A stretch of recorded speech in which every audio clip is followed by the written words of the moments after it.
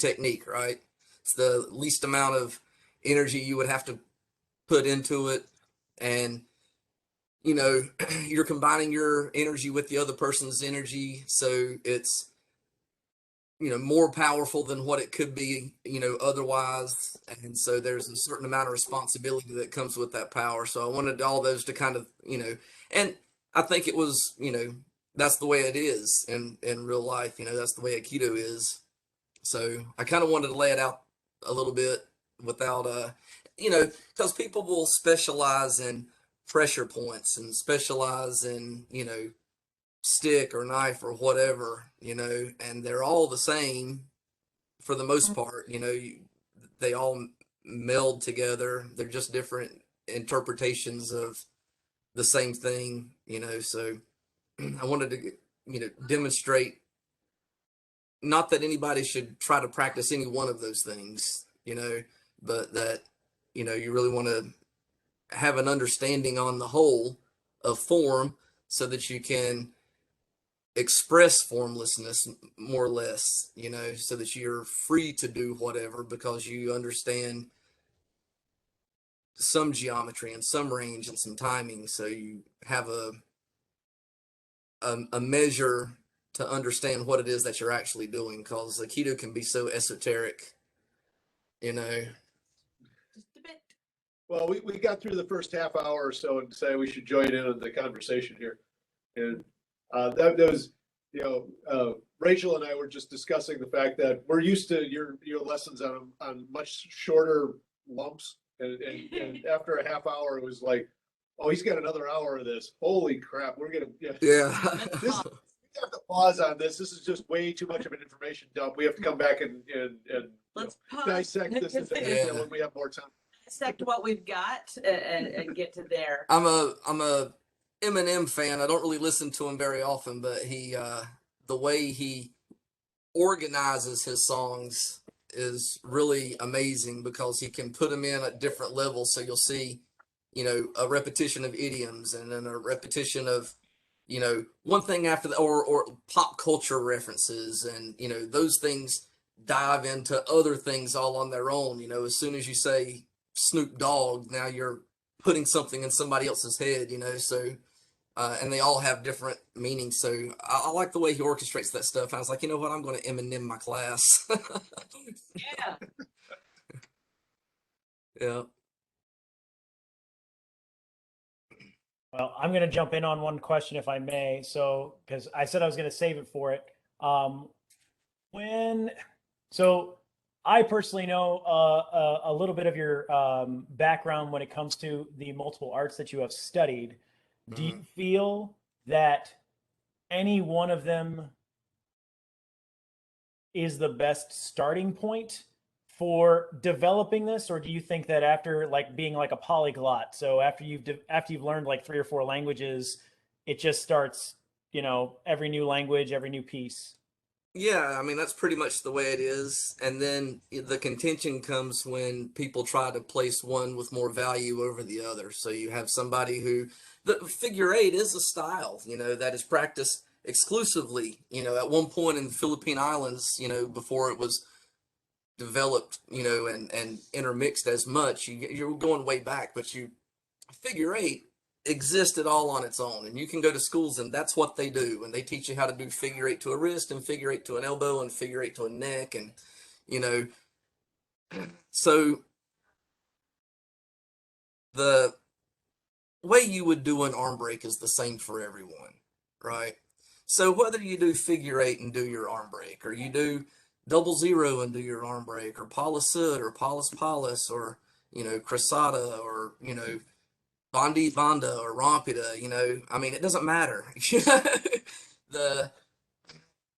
They're just perspectives, you know, and you can have a different perspective and get to the same spot. So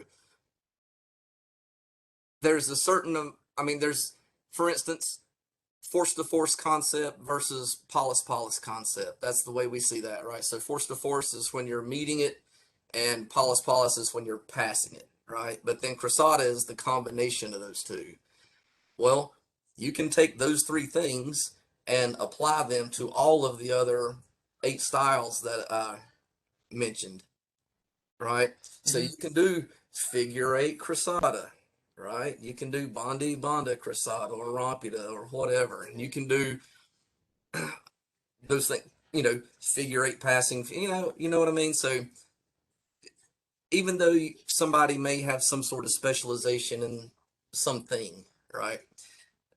Ultimately, they should be getting to the same, result, the same techniques. It's a wrist lock or an elbow break or a shoulder lock or something like that. How do you apply that? How do you break the balance? That's something that, everybody tries to do. And that's why I made the point of using your energy against you, right? Because everybody uses your energy against you in some way. A boxer wants you to throw a cross to him so he can slip it and hit you, with that head-on collision because he can't throw you down, so he has to beat you, right?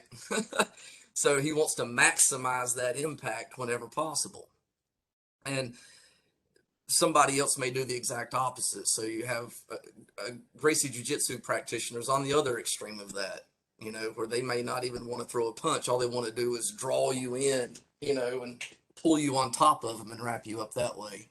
But aside from boxing with wearing the gloves, if you take karate or kung fu or arnis or whatever it is, and then you look at jiu-jitsu, they're doing the exact same techniques. So that's why I say, to me, Aikido is nothing like a collection of techniques. It's a way to perform any given technique. So if your given technique is being performed, I mean, everybody does this, almost everybody, if your given technique is being performed with the principles of Aikido, it is Aikido, right? If it's not, then it's not. It's something else. It's modern arnis, you know? And so it doesn't matter what you do. Like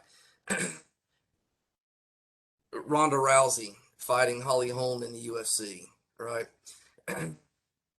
Ronda Rousey's starting to get desperate. She takes a big swing at Holly Holm. Holly Holm slips it, never touches her. Ronda falls to her knees, right? That is what highly skilled, highly refined form does. And it equals formlessness at that level. You know what I mean? She didn't have to do anything.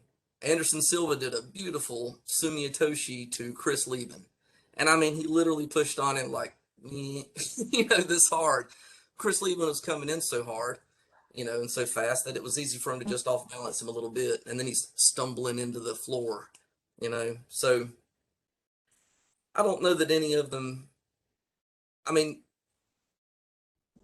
since Styles is not necessarily force to force or polis, I wouldn't define it that, to say that some style is better than another like that, you know.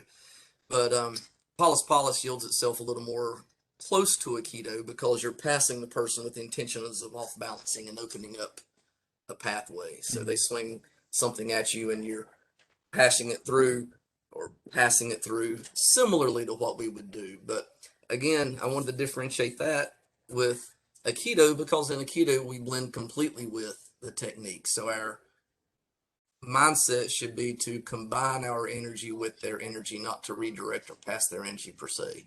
That's the epitome. Don't think that you shouldn't punch somebody in the face at some time, or something like that. I'm just saying, in an ideal situation, that's what you would like to go for.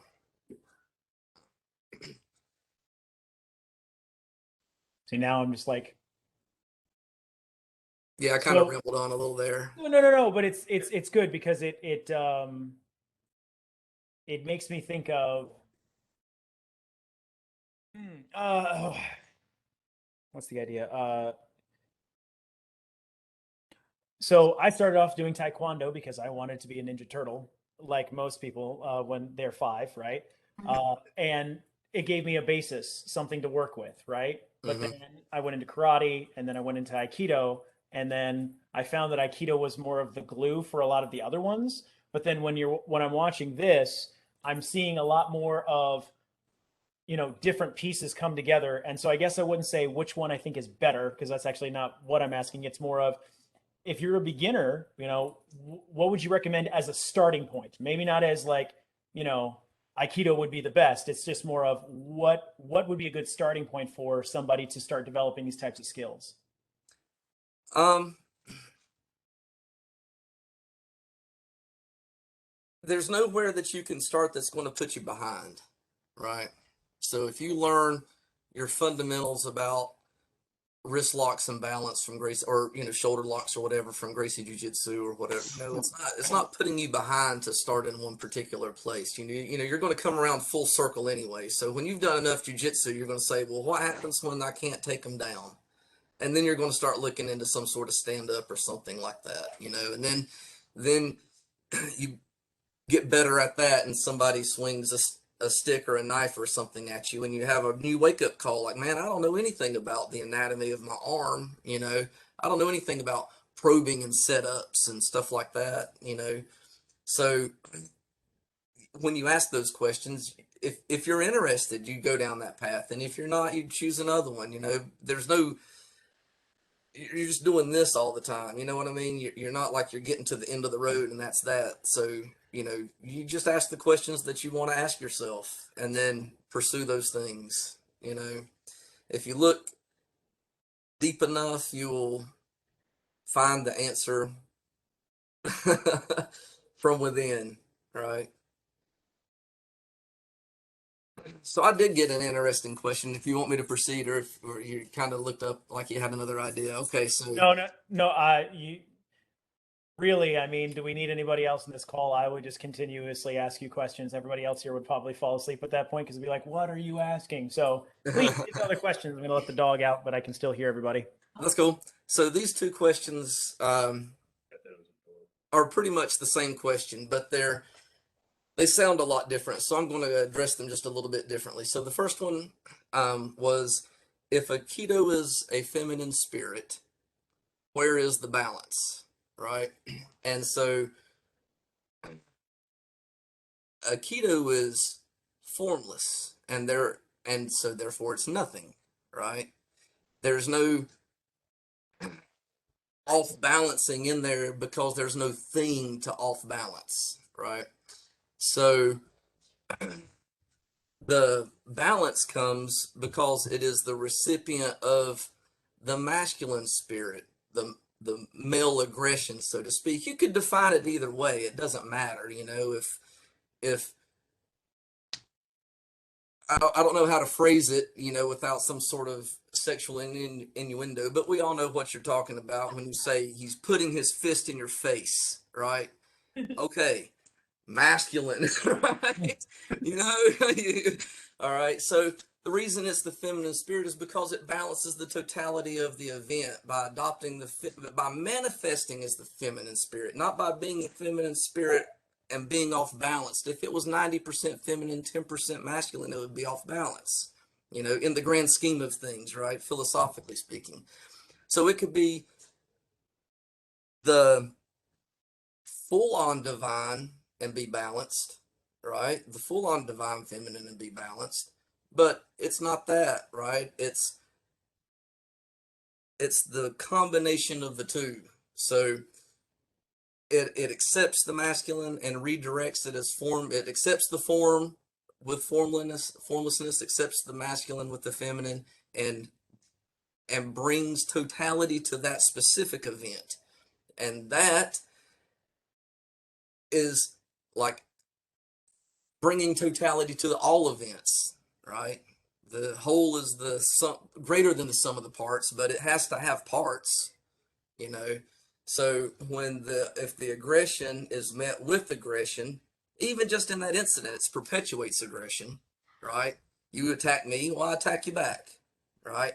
Well, maybe that's not even the end of it. Maybe your brother attacks me, or your mom comes and hits me, you know what I mean? So the only way to bring finality to the event and to move everything down the road is to try to achieve that balance like that. And that's why, and like I said, you can define it however you want to, but that's what is meant by the feminine spirit. It has compassion for the individual, so it meets aggression with compassion. Okay, and I'll tell you how deeply this is ingrained. You may not have ever heard of a mother tree, but there are mother trees, and this is a recent scientific discovery, fairly recent, and the ones that at the top of the canopy are able to get more sunlight, they're able to process more nutrition, more than they need, right? So they actually, through their root system underground, pass minerals and nutrients to other trees that are in their area. Not only that, they recognize their own seedlings and deliver more nutrients to their own seedlings than they do the others. Yeah, no, That's the point of that, is just that it's so ingrained in you that it's been there since we were seeds, right? So to speak. So to speak. All right. Nobody has anything about that. I'll tell you the other question because it's basically the same. It said, how can formlessness have a center? Right? Formlessness is nothing, there's no thing to off balance, right? So all it is just infinite potential. It still has a center though, so if you think of formlessness like water, when it's not acted upon by some force with a form, such as a cup and gravity, right?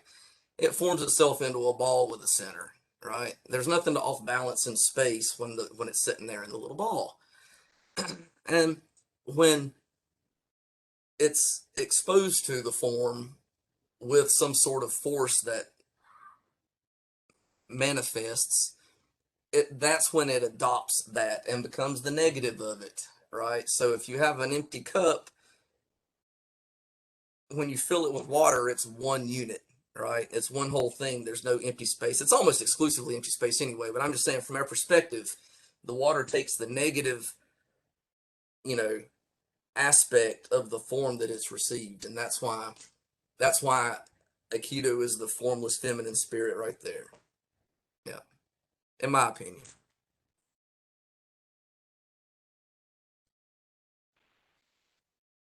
Well, those are the only questions I had. If there's more questions, somebody else is going to have to ask them. Those are the only questions I received myself.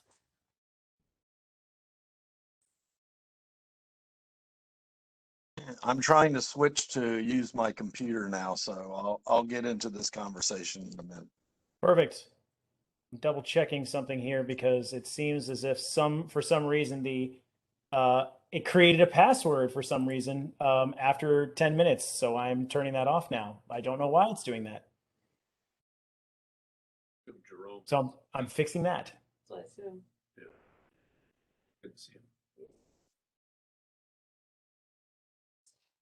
Legion Chian, are you there? Oh, there we go. I was also going to say too that with Aikido, the point is to aim at the highest possible thing that you can conceive, right? When confronted with a situation or life long term, right? The point is to aim at the highest thing you can think of, the greatest good, and then go for that. And it's like I don't know the exact quote, but in the Bible, it talks about Jesus talking about how the flowers don't work and toil and sow and reap and all that good stuff. And aren't they more adorned than Solomon and all of his glory? They don't worry about this and they don't worry about that, right? Most people stop right there, but the very next thing says, seek ye first the kingdom of heaven, right? And all of these things will come to you anyway. And life goes on anyway, right? So good times, bad times, whatever, it's coming anyway, right? So you have to aim at something, right? And what else are you going to aim at? Well, I'm going to aim at this hellhole over here. It's incredibly difficult to do. It's not like people can accomplish it, full time. That's whether Jesus is real, that's the archetype, right? Whether you believe that he was real or not, that's still the archetype of the person who was able to aim at the highest, greatest good and live that continually. That's what, what else would you do? Right? I'm asking. I don't know it all. I don't know anything. I don't know anything for sure, and I know that for sure, you know. So if you know something else, hook me up. We're just gonna do more Aikido. Yeah, perfect. Yeah. Perfect. Yeah. I That's like the great it's that's about the greatest good, right? Yeah. What other martial art says, I'm so non-concerned about myself that I can actually worry about the well-being of the other person without first having developed themselves so far through form that they feel sorry for people, you know? Otherwise, they're just abusive, Right. right? But once they get so far advanced, they don't want to continue hurting people unless they're just, have some sort of pathology, right? Well, I think we've all seen over the years martial artists who had seen Aikido, dismissed it as being ridiculous or a dance or something like that, and then trained in other things. And when they got far enough along to really recognize what was going on, then they went back to Aikido. Oh, wait a minute. Okay, yeah. And then they start seeing how Aikido, yeah, is part of, is a way of doing things that they already know that, oh, okay, yeah, this, there's a method to this madness and that this is something special. Yeah, absolutely. When Anderson Silva threw Chris Lieben down with that Sumiotoshi, Joe Rogan goes, "Oh, I just kind of threw him to the side," and I'm like, "Yeah, the only reason that you're saying that is because you don't know the name of that technique, right? You know the name of the jujitsu technique, but you don't know the name of that technique. So because it hasn't been defined to you, it's just nothing, right? When Holly Holmes slips under." Ronda Rousey's hook and Ronda Rousey falls to the ground. You can see somebody teach that in an Aikido class. And because we know how to fall, we don't fall to our knees like Ronda Rousey. We just roll over. And then somebody sees that and they go, "Oh, that would never work." And I'm like, UFC championship match, right? Period. Right? Because they're not even fully committing themselves, most of the time right away. I mean, it's not like they're, you know, have harmed each other's children, you know? They're not really trying to kill each other. They're just trying to beat each other up pretty good, you know? I Yeah. actually had a friend who was a Tai Chi guy who trained with me for about a year and a half or so. Specifically, he wasn't interested in Aikido so much as that he realized that Aikido gave him tremendous insight to all the things that he didn't quite understand about his own Tai Chi practice. Hmm. And he started seeing the connections and understanding. He loved Tai Chi, and but he felt that Aikido was going to give him a better insight to being a better Tai Chi player and instructor. So, And, so and it will, and a lot of that is just due to the training of the spirit and the heart too. I mean, that really has a lot to do with it, a lot more than not than you think, Shion, but a lot more than a lot of people think. They want to bypass it in the beginning, but they always circle right back around to it, at some point. Letting everybody know that actually Legion Shihan is on and able to hear us currently, which is great. He's just to be careful what we say. right. Who? Who's here? Jerome's on here. Oh, okay. I So don't know. put some pants on. I ain't gonna do that. I don't know if you'll be able to see this. I'm gonna pull something up here. Somebody else talk for just 1 second if you want. All I have to right. talk for the next 2.5 to 3 hours during the luau, so All right. somebody else. Let's see if you can see this. Oh, never mind. I'm not going to drag into all that. It's on my YouTube channel. I got some videos of uh, Aikido techniques being done in Muay Thai match. There's this one guy, Silla, and which is such a cool name, for a fighter. It's almost like Godzilla. But anyway, he does Aikido all the time, in Muay Thai, and it's actually quite amazing, and you can see it in his face. And so when he had 100 straight victories, right? And people are like, "Well, what do you think about winning?" He goes, "Oh, I don't think about winning or losing. I just like to play." You know? And I'm like, "Yeah, Feels there like you you go." jerk. And I'm sorry. I said all of the people that he beats, it's just like, yeah, you jerk. He doesn't even care. Oh man, but he does some amazing stuff, like things that you see O Sensei do. Like somebody will be standing and they'll throw jab and a spinning back kick, and he just walks right through them, never touches them, and they just crash to the floor. You know, and he does all kinds of little stuff like that. He has some unique moves, but you know when he's in his zone, he does perfect. Um, what would that be? What's the Aikinages? You know, perfect Aikinages. No touch throws. Yeah. You can't show it in the dojo or else you're ridiculous. But if you're a champion and you do it, then it's not a Aikido. I know you have similarly said the same thing about Vasily Lomachenko and about how he moves off the side center. See, look at that face. That's the one. Yeah, he uses Aikido Tenkan footwork.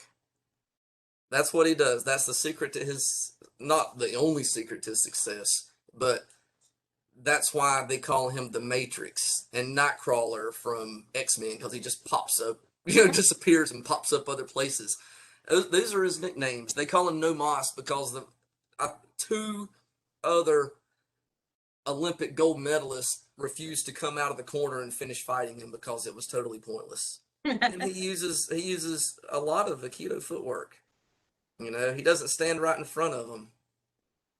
He throws something up and gets them to put their hands, and next thing you know, he's shikaku, and then they turn, boom, face first right into it, and he's always, from one side to the other, like as the person's turning, he's turning back the other way, you know. He's good to watch. Lord Silla's good to watch. Lord Silla is incredibly fun. I mean, you're gonna be like, man, I've practiced that.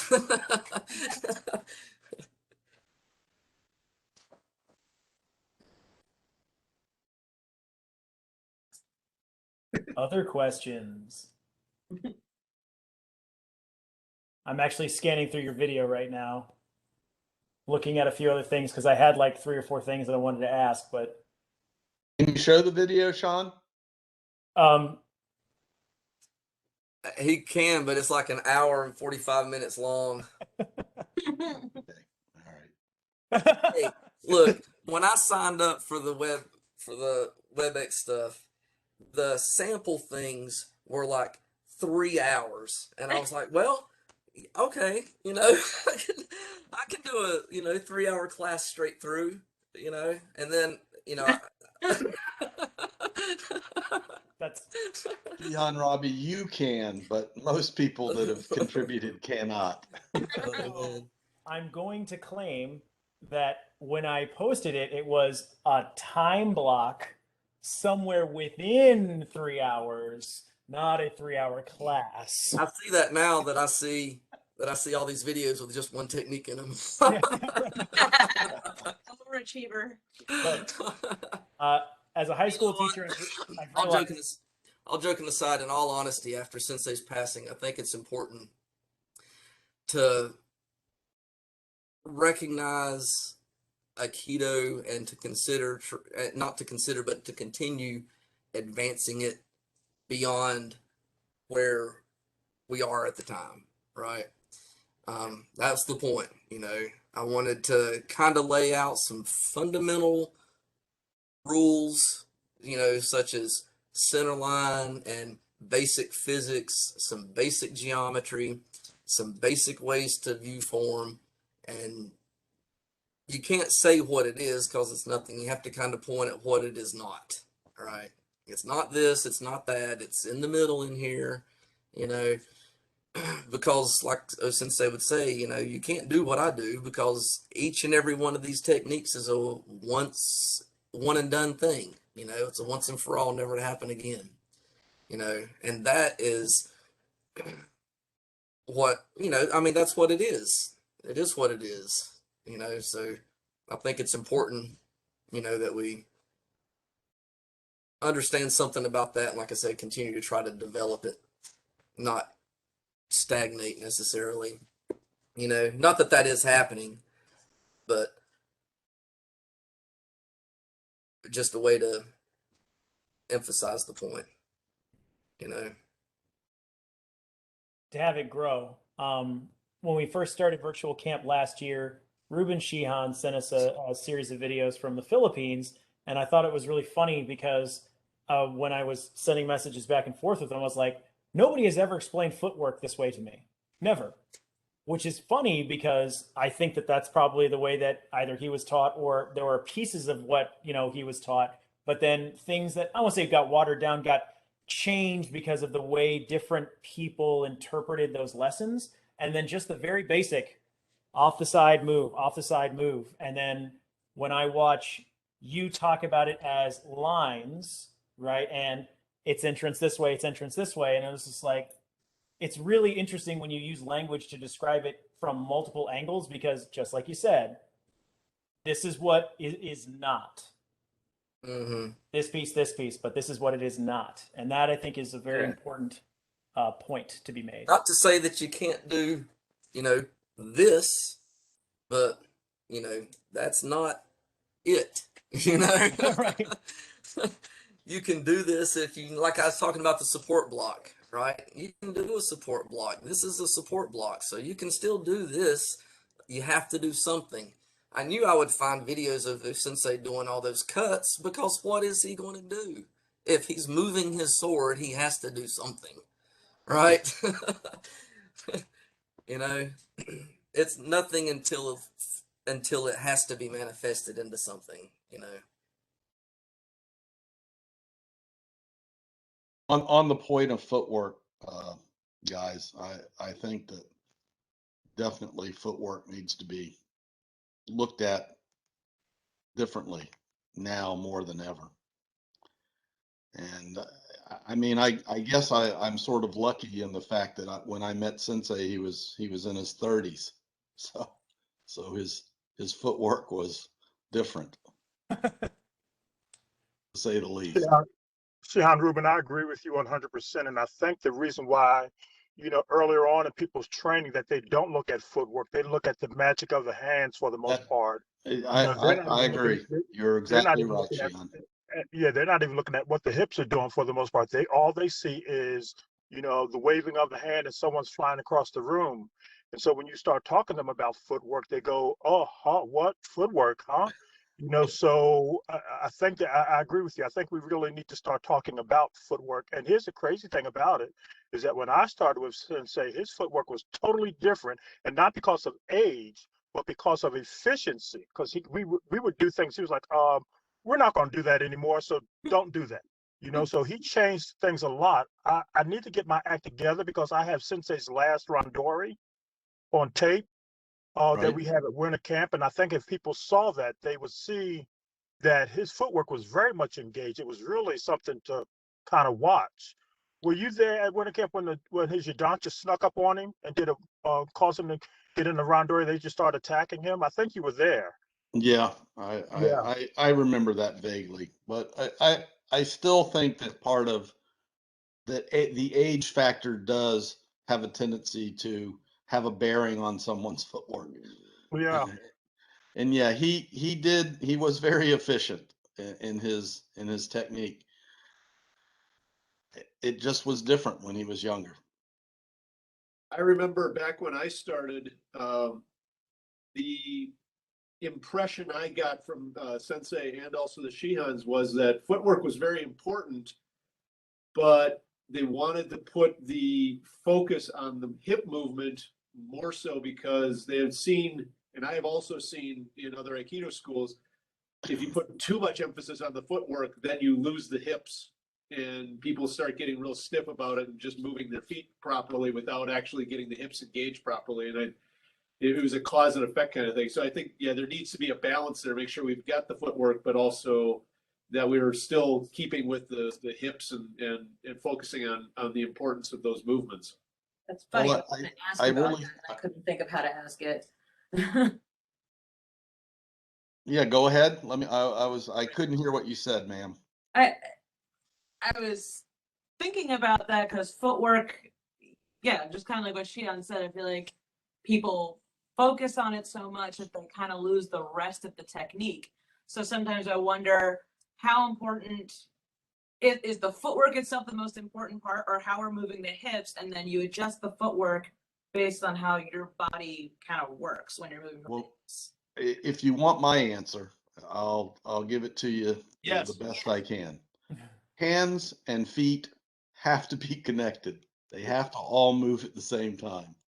You can't separate it. And I can, if I can add to that, Shihan, I think Yeah. also too, if you're paying attention to your Jokata, then your Yeah. footwork and your handwork and your hip work will come along. You know, it's one thing as a new person to count 1, 2, 3, 4, 5. Ha. Okay. So yeah, you know the steps in the kata, but can you blend that and actually do that to the point of it's seamless? And so with that being said, and it's like what I always tell people, your kata is your waza. If your waza is not causing your techniques to happen, then you need to go back and practice your kata, because here's the thing about it. You don't understand cutting.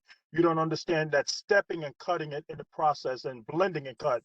So the thing is that practice your waza. And what I kind of tell people to do when they practice in their, not their waza, when you're practicing your kata, set it to music, okay? You learn how to blend with that process or get that rhythm in your head for the most part. And so you'll see that your foot movement and your hip movement and your hands will actually do what it is you need to do. I mean, I always tell people that as far as Aikido is concerned, this is just me being corny. Watch a good samurai movie and watch their hands, hips, and feet when they are attacking or defending themselves. That's what we do as far as Aikido is concerned. I'll also being corny about this, but I say Aikidoka are swordsmen without using their swords. It's the cut, and so you step forward and cut, you step back and cut, you make a left turn, right turn, whatever the case may be. Go to the axis and cut. I think as newbies we don't practice that. I think well, for me, it took me a while to kind of learn that process. You know, my magic number is 3. Your hands got 3 movements, your hips got 3 movements, and your feet got 3 movements. And then with that being said, what are you going to do? You're going to enter, you're going to execute, or you're going to exit, enter, execute, and exit. That's my magic number as far as 3 is concerned. So can you do that in 3 movements? Well, not 9 movements if you really look at it, but can you get your hands to do 3 things, your hips to do 3 things, and your feet to do 3 things in order to cause that technique to happen? I think that that's called the unification of mind and body. Yeah. Wait, isn't that And like in our motto or something? Like I don't like. Maybe I don't think I've heard that before. I feel that's important. So maybe a question as a sensei, because I got multiple Shihans here to answer. So of course, not asking for trouble on that one. I'm thinking. Yes, you are. Yes, I am. Well, considering you're the person who is constantly on the outside of our rondori yelling, "Move your feet, move your feet," as we're, you're standing there, is the things you constantly yell at us during a rondori. So I think about it because in a lot of ways, all right, when we're doing waza partner work, right? What does the class see? Class sees hand movement. Class sees what happens to uke. All right, a lot of the time, right? But then as you start going up in ranks, you stop watching what the hands are doing, and then you're watching where nage is moving and hip movement, right? Because you start to actually focus on those pieces. And I think that that's interesting because when we get to randori, as you're going up through your Q ranks, you're always wondering why you're tripping over your own feet and why you're having problems with ma'ai and riai, right? You can't gauge distance, and you can't get your feet in the right place quick enough because, again, you've only trained on a line with one other person, and then when you're doing randori, it's coming from every direction. So it's not one step off to the side, turn, cut. It's 2, 3 steps, turn, cut. well, part of the unfortunate part of randori is that you almost want to stay in the center. Right. And in real movement, that's the last thing you want to do. Right. You want to get out of the center. So our footwork has sort of been constrained during randori because we're forced to remain where we can throw people without throwing them through a window. or a door. And what's funny is that when you say that, Shihan, I think of Q rank to Shodan, like just at the beginning of Shodan rank Randori. It is in the center and they constantly push you to the center. But when you start getting into Nidan, Sandan, right, the Randori goes everywhere because the folks who are ukes for you are much better at ukemi. So you feel safer throwing them and it goes everywhere. And now that you just said that, I had this epiphany where I'm like, oh yeah, that's why theirs are all moving around, because they can safely move throughout an entire space. Then I think also too, with that being said, we start looking more at the martial application of what it is that we do as we start going up the ranks, if you will. I know I tried to anyway, but I think also too, as far as Rondoris are concerned, we are, first of all, we have too many people in the Rondori. Okay, so everybody, and it's important because people are showing you that they want to be part of your process. They love you enough to say, let me just jump out there in your Rondori, okay? But you really don't get an opportunity to show what you know because you got 9,000 people out there in your Rondori. You know, if you really want to get in, and we're kind to each other. You know what I'm saying? We're kind. You know, you got to pay attention to who you're throwing and how you throw this person for the most part. You know, when you reduce the amount of people that's participating in that Randori, especially when you're tired, that's when your Aikido starts to show up, because then you understand I need to find some space where it's safe for me to protect myself. Does that make any sense? And when I say someplace safe, what Shihan Sunny was saying is that, you know, you don't want to stay in the middle. You go give yourself some distance. And so therefore you can either do one or two things: retreat and or fight. Okay. And so when we have smaller Randoris, you see that much cleaner, much clearer in those Randoris with the hands, hips, and foot movement, because you're exhausted and you're like, I need to get out of here. This is going to give me an opportunity to go to someplace safe so I can breathe as the attack continues to happen. If that makes any sense whatsoever. It does. If you can reduce your Rondori numbers down to 1, you can get back in the middle again. Yeah. That's something I've noticed too with the different ranks of Randori, like kind of Cormley Sensei was saying, but the Q ranks, it's more uke coming to them and them blending it. But some of those higher ranks, it's more them just blowing through the ukes, and they're the ones going around the circle, just moving through them actively. I think that's the martial application.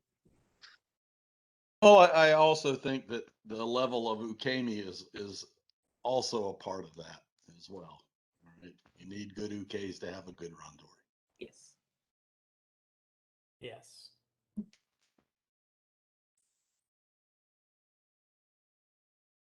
Receiving messages. Okay, from I'm folks. still here. I'm listening. Sure. When are you going to get online? That must be Trey.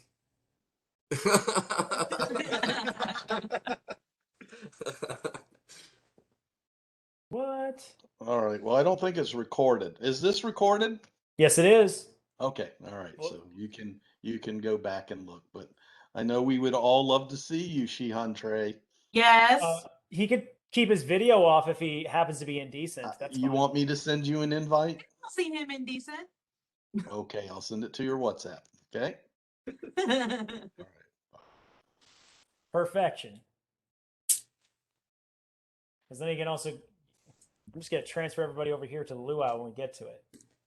Getting this also set for the luau. What time does the luau start? I'm going to start cooking at 6 p.m., but I'm probably going to be cooking / eating until like 8 or 9 anyway, because I'm doing a quick on the pork, but everything else is, you know, I got to roll sushi, and I got a camera set up right over my cutting board so everyone can watch me really fail at rolling sushi. Because no matter how many times Sensei tried to teach me, I was terrible at it. My sister and her family, there's 5 of them, are arriving from Alaska like any minute now. So I'll probably be bouncing in and out this evening. She knows that I've got a keto camp, and she's accustomed to me leaving for a keto camp. So, but Well, yeah, they're flying in right we now, appreciate literally. your presence, so it's great. Thank you very much for any time that you can give us. No, thank you very much. You're bouncing everybody over there now? No, we got time, but I can. Does anybody else have specific questions for Harris Shihan on Form and Formless? to ask, because I'll end the recording after those, and then of course folks can hang out here or jump over to I have a the question. meeting. I have a question.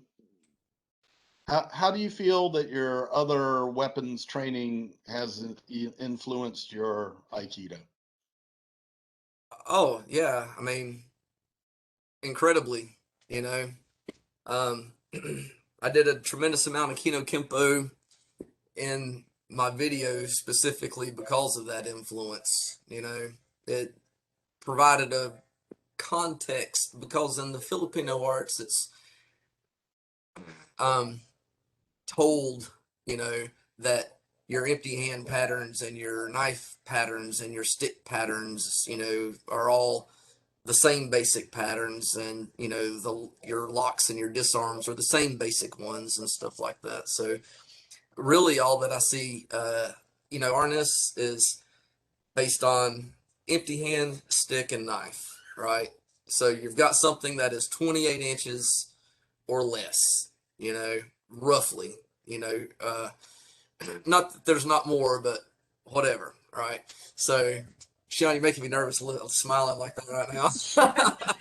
But Aikido is just that drawn out to the Joe and Boken range, right? So it's the, you know, a one is a one, right? Doesn't matter if I'm swinging a Yokeman Giddy or if I'm swinging a one with a stick or if I'm throwing a bottle or throwing a baseball at you, right? That's, you know, like I said before, what else can you do, right? So it really helped me to be able to delineate angles and patterns and thereby understand why we do some of the things that we do. Hantai Tenkan, it's nice to say that, you know, you move Hantai Tenkan because you're blending with the energy, and that very well may be the case, but there's a whole geometric perspective of it, you know, that if you accept that this is what it is, then you might not ever see the other sides of it, you know. So I think that it, you know, put a spin on it. You know, the Filipino stuff that I've done put a spin on it with shorter weapons that tied the bridge in Aikido between empty hand and sword, right? We don't have anything in the middle, right? In Arnis, we start here and we work up to about 24 inches or 28-inch weapons, you know, or 30-inch machetes and stuff like that, you know, but we don't move that one extra foot out, you know, extra 10 inches to get to a 40-foot katana, right? Not to say that everybody doesn't, but we didn't practice that in our school. But we did do one-handed, you know, or two-handed weapon things along the same styles, you know, that we did it, the two-handed stuff, just very rarely, you know. But that's what, you know, it tied that middle bridge in, like I said, from going from nothing to 40 inches or 48 inches, you know, it developed a progression up to that spot. Laid it out for me, you know, for me to see. So Yeah. Why do you think, and it's pretty commonly known that Sensei didn't really like weapons that much. Why do you yeah. think that was, Well, in your opinion? the professor would have said, I don't need to carry weapons. Their weapon is good enough for me, right? But you know, Sensei had a gun. It's not Yeah. that, you know, that he was opposed to weapons per se. He had a Right? lot of knives too. I mean, I Yeah, gave him yeah. at least 10. I mean, he had a gun on him regularly, you know. Right, So it's sure. not that he was opposed to weapons, but and he let me teach a knife class. I taught Aikido, but he let me teach a knife class. He let me teach a stick class. I don't understand. There's something that I don't understand about that because you can't have Kino Kempo as one of your six pillars of Aikido training and then not train weapons, right? You know, you're just knocking the leg out from under one of these things that you've established as being important, right? O Sensei, enlightened, demonstrated with a sword, right? Demonstrated with spears, demonstrated with Joes, until he was not physically capable of doing that as an enlightened being, right? So I think the thing with Sensei and the weapons, and I just speculating, it probably comes down to not wanting to teach people how to beat people up, and the seriousness that develops when you start to use a weapon. There is an Aikiken. It's not like you can't do a Keto with a Boken or a Joe or whatever in the world you Well, want. Iwama Aikido is primarily weapons. So, Yeah, I mean, we you have know, a system within our own system that does nothing but weapons. yeah. So I don't really know, but I speculate. I guess that I've wondered that because it seems like um, an oxymoron, right, of some sort to say weapons training is so important that we're never going to do it. You know? Was it all weapons or was it just certain weapons? Because I always feel like he did kind of stress the Joe kata, the Boken kata, they're part of our tests. But was it maybe he had different ideas about different types of weapons and their importance? Well, it's all a sword, a stick, or a gun, right? A Boken's just a big sword. A Joe's just a big stick. A gun's just a big jab. Very, Right? very big, loud one. Yeah.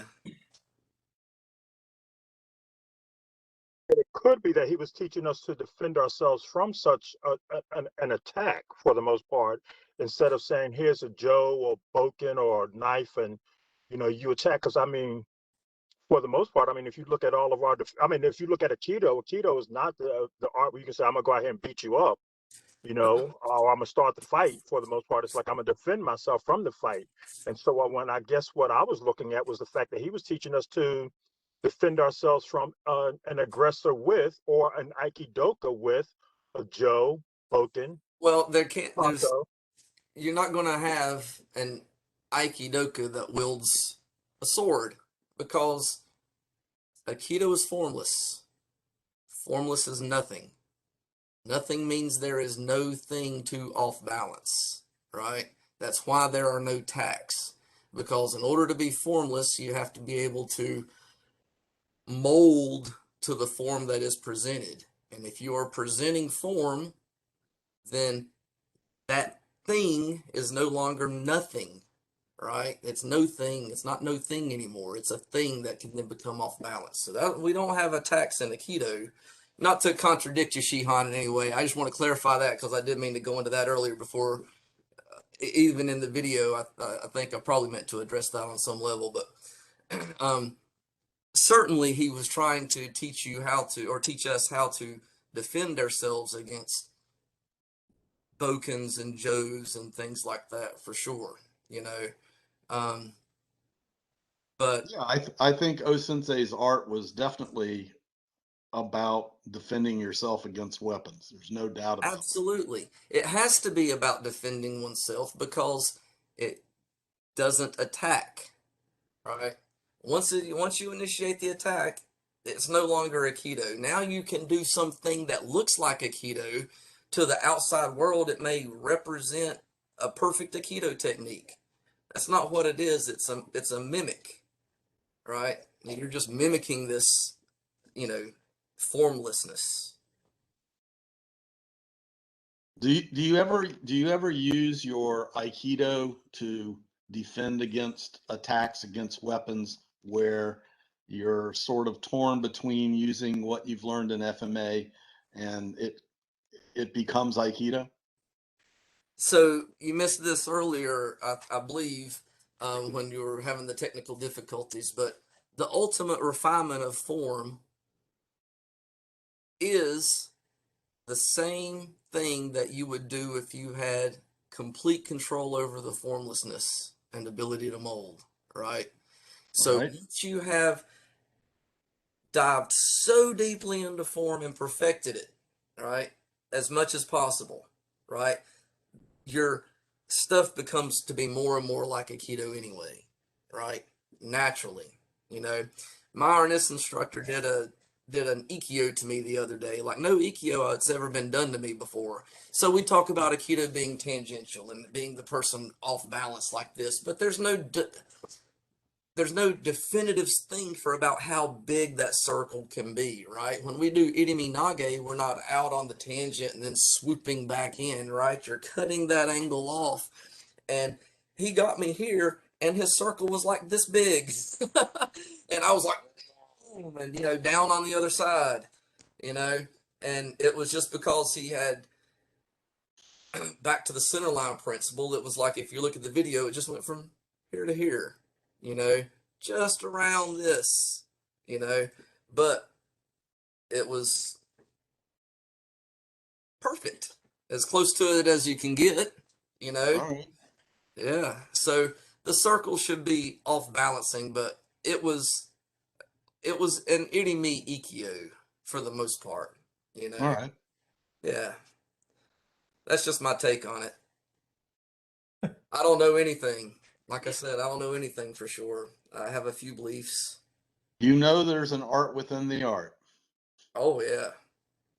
Yeah. Question that might throw this into a totally different tangent.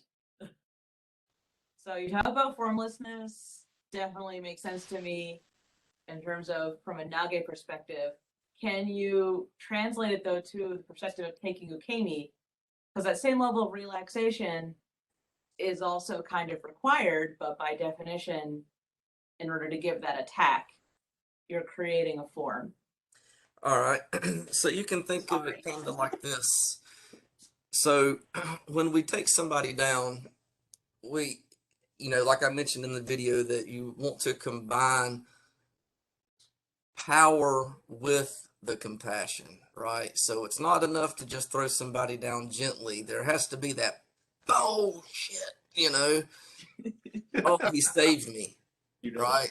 oh, Yeah. yes. Didn't follow through, right? And so that transition is the same. So you have to, you know, give yourself to some degree, you know, and then, you know, have that transition at the end where it goes from being, you know, display of power that turns into generosity to being uh the same, right? The same thing, right? Yeah. So it's kind of a timing situation. Well, it's the same as the techniques, right? So if I understand, you know, without being too specific and getting on the mat, you know, it's going to be a feel thing that's going to be different every single time you do it, because the person that's throwing you is going to throw you a little differently every time, you know. And so just be consciously aware of what it is that you're doing at that time. Like, okay, you know, just try to be in the moment, you know, and have that be your one point of focus, you know, not worried about it or concerned about the outcome of it, but just be aware of it. So that I used to take a pencil and I wanted to learn how to twirl it around my thumb, right? And I never knew anything about that, never even tried it before, but I was like, I'm going to do this, and my body will figure this out as long as I pay attention to what I'm doing, you know? And even though I dropped the pen hundreds of times in my practice, there was no point where I could consciously understand what I was doing differently on some of the successful attempts and some of the unsuccessful attempts. But the body figured it out anyway, right? Because I was consciously trying to pay attention, you know, and it worked itself out, you know. And I quit practicing when I did 100 straight, you know, twirl, twirl, twirl, twirl, twirl, twirl, twirl, twirl, twirl. I did it to 100. Once I did 100, I never practiced again. Congratulations to you for meeting that goal. Yeah, yeah. I can't tell you the last time I tried to spin a pin around my thumb. Yeah. Can I add something? Of course. I'm sorry I don't know your name, ma'am, but I think that the job of uke involves a high degree of trust as well. You have to you have to be able to trust the fact that the nage is not gonna throw you on your head, so to Right. speak. But can you trust yourself to not land on your head? Yeah, that practice gives you that level of confidence in yourself.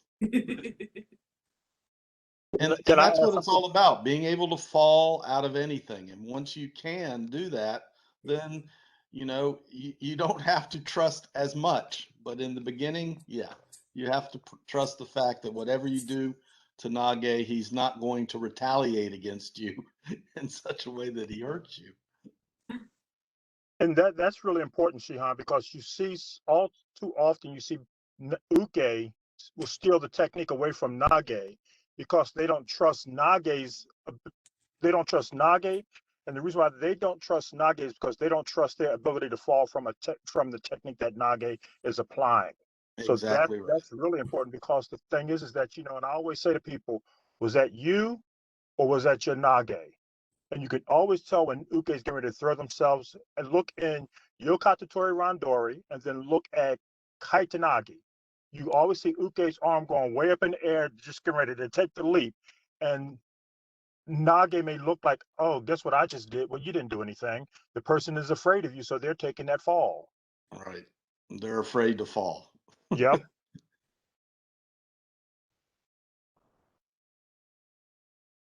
Do you understand any better now, ma'am? Yes, thank you. Good questions. Don't stop. I think Sean has questions. I'm in mental overload at the moment, so there's a lot. I will probably be reaching out via Facebook and through Bakshihan and however I can to ask questions. But one thing I do know for certain is when I do get to go to a summer camp, Paris Shihan, I'm going to come looking for you. I want to spend a few days talking with you. That's a good idea. Bring ibuprofen And water. and water. And Lots of water. My first camp that I, got up the courage to say, Shihan, you're gonna do some stick work at night, and he's like, yeah, can I join? He goes, okay. That was a long night. I think we were up till about midnight, 1 o'clock, and he was just kept going into the next technique, and I just didn't want to say, how do I respectfully bow out and say, I need sleep, I need rest. You can't. No. You're stuck. Yeah. Yeah. Actually, You asked a question. I can't be responsible if the answer takes 4 hours. this is yes. This is true. I think actually the reason why I lucked out is because Sensei was down getting Kiatsu from Shion Trey, and Trey was like, "Hey, we're gonna go up and get some cereal. Do you want some?" And he said, "Oh, okay." And you're like, "We're good?"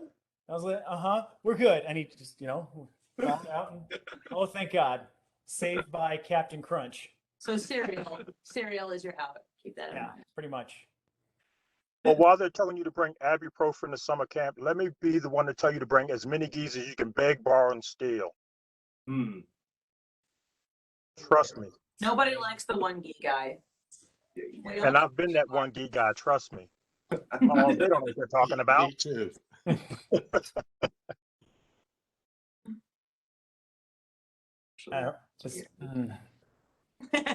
Too many good stories of camp.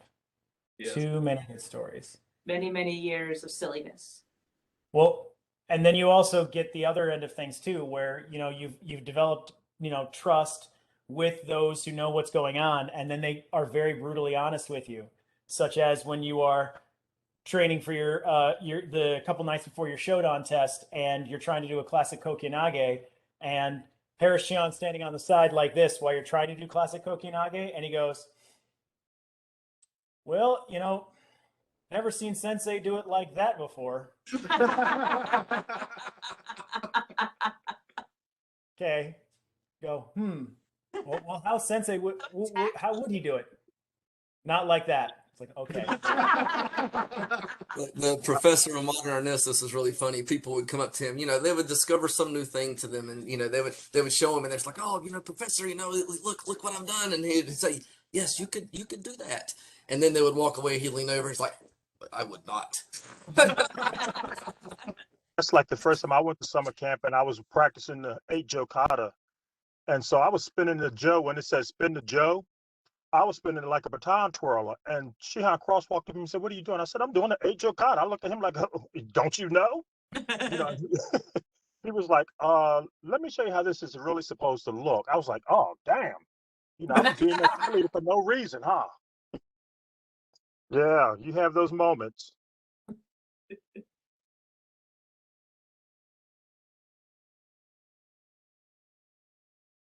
More questions?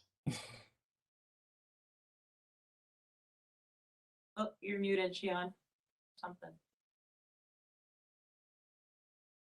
Okay.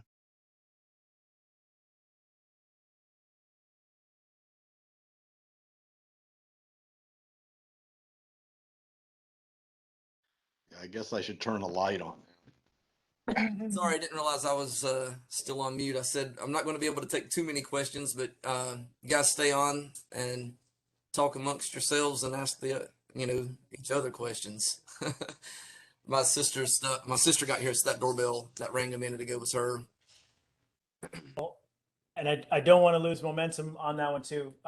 What I'll do here is, since I'm going to be switching over to the cooking here in about 10, 15 minutes, what I'll do is I'm going to leave this meeting open while I go set up my secondary computer, what I'm going to need for upstairs. So everyone can keep in here conversing, and then I will come back down and switch us over to the other meeting here in a little bit.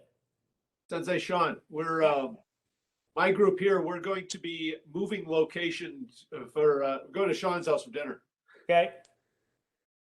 So we're going to shut down and we're going to try to reconnect in from his house. And hope I think I've got I sent you a note about that get him in on the Aikido stuff. So we'll see if we can get that worked out. If not, we'll log in through my system at his house. So Okay. Let me just double check on here. What's last name again? Stalder. Okay.